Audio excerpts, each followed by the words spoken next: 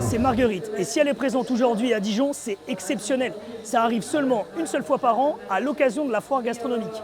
Mais est-ce que vous saviez qu'il y a un peu plus de 100 ans, la ville, c'était sa maison? Au 19e siècle, avoir des poules dans le salon ou des cochons dans le jardin, c'était comme avoir un chat ou un chien aujourd'hui. En gros, Dijon, c'était une grande ferme. Si les animaux de la ferme sont présents en centre-ville, c'est principalement pour deux raisons. D'abord, se nourrir. Les Dijonnais n'ont ni de frigo ni de congélateur. Le lait, la viande et les œufs doivent être stockés à portée de main. Ensuite, les Dijonnais se servent des animaux pour se déplacer. En 1870, pas de tram ni de bus, on se déplace en hippomobile. Au fil du temps, la cohabitation avec les animaux devient de plus en plus compliquée à cause de l'augmentation de la population. Rebecca Schuppert est historienne. Elle a travaillé sur la place des animaux à Dijon au 19e siècle. À Dijon, la population passe de 42 000 habitants en 1870 à 70 000 autour de 1900 et 77 000 à la veille de la Première Guerre mondiale. Le nombre d'animaux augmente aussi, ce qui commence à poser quelques soucis. Le premier problème, c'est le manque de place. Les abattoirs et autres infrastructures qui accueillent des animaux sont devenus trop petits.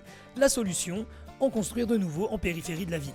Second problème, l'hygiène et les nuisances. Au même moment, à Paris, on comprend que le caca dans la rue, c'est pas foufou et que ça peut entraîner des maladies.